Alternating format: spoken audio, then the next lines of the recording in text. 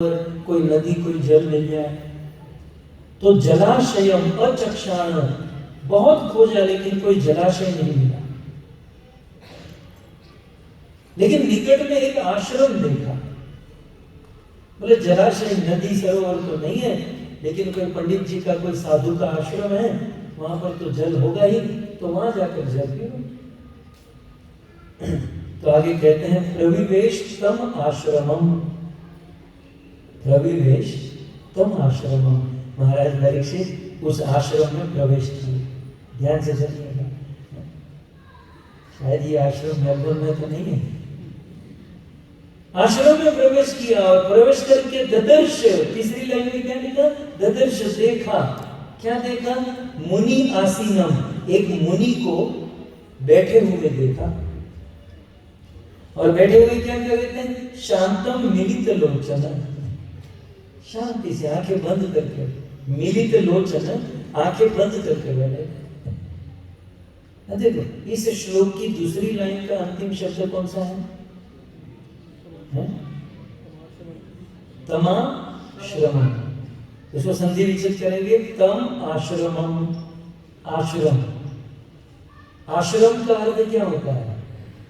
श्रम माने परिश्रम, और श्रम के आगे उपसर्ग लगा है आ, माने पूर्ण रूप से परिश्रम। आश्रम का अर्थ होता है कि जहां बैठकर परिश्रम करना चाहिए, मेहनत करनी चाहिए। और परीक्षित ने क्या देखा? ये आश्रम तो इतना बढ़िया है, लेकिन यहाँ बैठा हुआ साधु आंखें बंद करके सो रहा है। परीक्षित तो राजा थे ना, राजा के पास अधिकार होता है। बोले आश्रम में रहने वाले को तो परिश्रम करना चाहिए, और ये आंखें बंद करके सो रहा है। हमारे गुरु जी क्या कहते थे कि जो साधु होकर आश्रम में रहते हैं और आश्रम में रहकर मेहनत नहीं करते, उससे तो हल चलवाना चाहिए, खेतों में हल खिंचवाना चाहिए।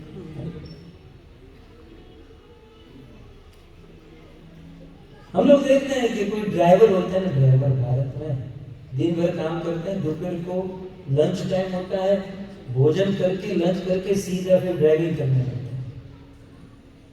कोई जॉब करता है, अपना टिफिन खा के सीधा जॉब करने लगता है।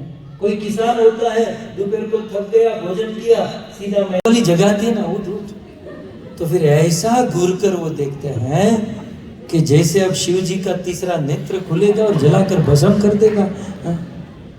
माने वो जताना चाहते हैं कि हम सोए नहीं थे, हम समाधि में थे। और मैं तो अक्सर कहता हूं कि हमारी कथा में जो सोवे ना उसको कोई चिंता नहीं, लेकिन सोने वाले के बाजू वाले नरक में जाता है।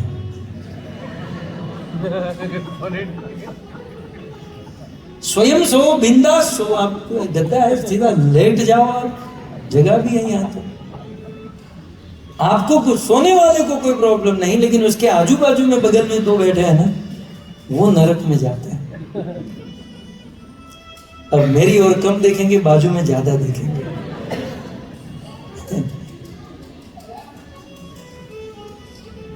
अब जानते हैं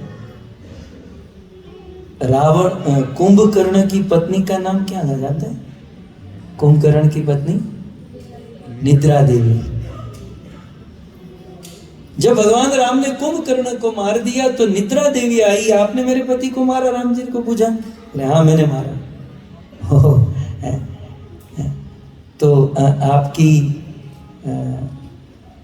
आपको प्रसन्न करने के लिए लोग क्या करते हैं?